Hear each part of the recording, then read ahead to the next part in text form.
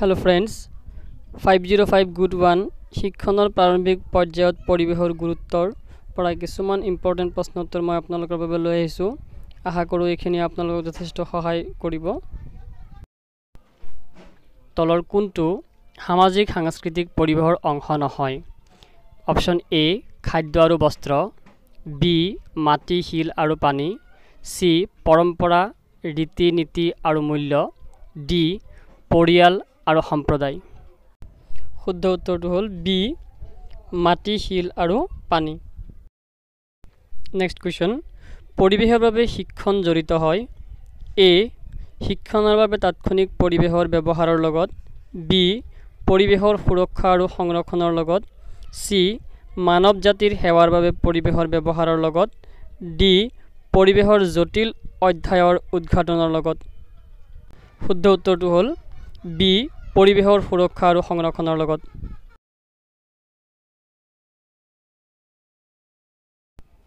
Next question, তলৰ কোনটো পৰিৱেশৰ দ্বাৰা শিক্ষণৰ লগত জড়িত মন্তব্য নহয়? এইটো 2015 চনত আহিছিলে। অপচন এ সংগ্ৰহালয়ত বিভিন্ন ধৰণৰ চৰাই, বাঁহ আৰু কণীৰ পৰ্যবেক্ষণ, বি তৰা আৰু তাৰকামণ্ডলৰ বিষয়ে জানিবলৈ তাৰকাগৃহ পৰিদৰ্শন, চি নমুনাৰ জৰিয়তে মানুহৰ শ্বসন প্ৰক্ৰিয়া সম্পৰ্কে অধ্যয়ন, ডি পুখুৰী পৰিদৰ্শন কৰা আৰু তাত থকা উদ্ভিদ আৰু জীৱসমূহ পৰ্যবেক্ষণ কৰা। উত্তৰ পুখুৰী পৰিদৰ্শন কৰা আৰু তাত থকা উদ্ভিদ আৰু জীৱসমূহ পৰ্যবেক্ষণ কৰা। নেক্সট কুৱেশ্যন, তলৰ কোনটো সামাজিক সাংস্কৃতিক পৰিৱেশৰ লগত জড়িত নহয়? এইটো 2016 চনত আহিছিলে। অপচন এ আমি খোৱা খাদ্যৰ ধৰণ, বি জ্যেষ্ঠসকলৰ প্ৰতি আমাৰ ব্যৱহাৰ, চি আমি পিন্ধা কাপোৰৰ ধৰণ, ডি আমাৰ দেহত ৰোগৰ সৃষ্টি কৰা জীৱাণুবোৰ। শুদ্ধ উত্তৰ ডি আমাৰ দেহত ৰোগৰ সৃষ্টি কৰা জীৱাণুবোৰ।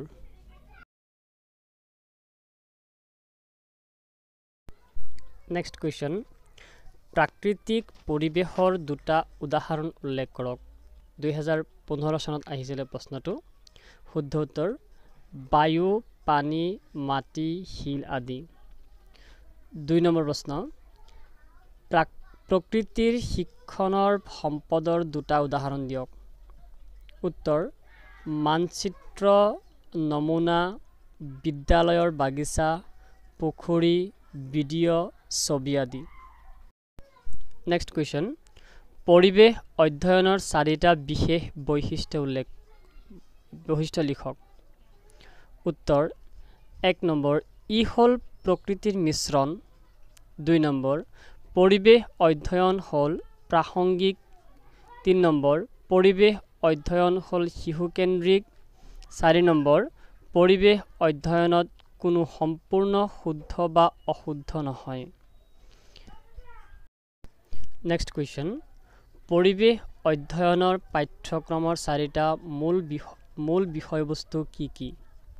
2016 চনত আহিছিলে প্ৰশ্নটো। উত্তৰ পৰিৱেশ অধ্যয়নৰ পাঠ্যক্ৰমৰ 4টা মূল বিষয়বস্তু হ'ল ক নম্বৰ সজাগতা, দলত আৰু ব্যক্তিগত মানুহৰ মাজত পৰিৱেশ সম্পৰ্কে সজাগতাৰ সৃষ্টি কৰা, খ নম্বৰ জ্ঞান, পৰিৱেশ আৰু ইয়াৰ সমস্যাসমূহৰ বিষয়ে জ্ঞান প্ৰদান কৰা, গ নম্বৰ ভাৱ-ভংগী, সকলোৰে মনত পৰিৱেশ সম্পৰ্কে মূল্য আৰু অনুভূতিৰ ভাৱ জগাই তোলা, ঘ নম্বৰ দক্ষতা, পৰিৱেশৰ সমস্যাবোৰ চিনি পোৱা আৰু সমাধান কৰাৰ দক্ষতাৰ বিকাশ সাধন কৰা হয়। নেক্সট কুৱেশ্যন, শিশুৰ বিকাশত পৰিৱেশৰ ভূমিকা সম্পৰ্কে আলোচনা কৰক। 2016 চনত আহিছিল প্ৰশ্নটো। উত্তৰ আমাৰ মন, দক্ষতা, সম্পৰ্ক, কাম, স্বাস্থ্য আদি সকলোতে পৰিৱেশে প্ৰভাৱ পেলায়। শিশুৰ বিকাশত পৰিৱেশে গুৰুত্বপূৰ্ণ ভূমিকা লয়। ইয়াৰ দুটা গুৰুত্বপূৰ্ণ কাৰণ আছে। প্ৰথমতে সৰু শিশুসকলৰ মগজুৰ দ্ৰুত বিকাশ হৈ থাকে পূৰ্বৰ বছৰসমূহত। মগজুৰ বিকাশত ইয়াক সকাৰাত্মকভাৱে ব্যৱহাৰ কৰিব পাৰি। দ্বিতীয় কাৰণ হ'ল শিশুৰ বিকাশৰ পূৰ্ব স্তৰত পৰিৱেশে অতি শক্তিশালী ভূমিকা লয় কাৰণ শিশুৱে বেছিভাগ সময় পৰিৱেশৰ লগত কটায়। নেক্সট কুৱেশ্যন, প্ৰাথমিক স্তৰত পৰিৱেশ অধ্যয়ন কিদৰে শিকোৱা হয়? 2016 চনত আহিছিলে প্ৰশ্নটো। উত্তৰ: সংযুক্ত আৰু সংহত পাঠ্যক্ৰম হিচাপে।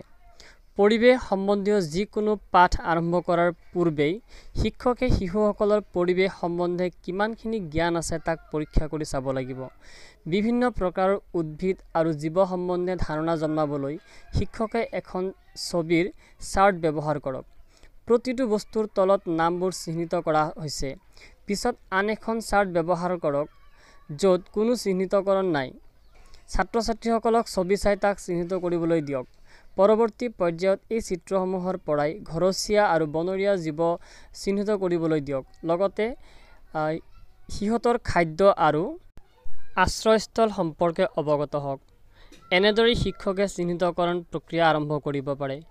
ভ্ৰান্ত ধাৰণা বা ভ্ৰান্ত উপলব্ধিসমূহৰ সংশোধন কৰি তেওঁলোকে যি প্ৰকৃততে শিকিব লাগে সেয়াহে শিকা প্ৰয়োজন। শিকন মনোগ্ৰাহী, আনন্দদায়ক আৰু ক্ৰিয়াকলাপ সম্বন্ধিত হ'ব লাগে।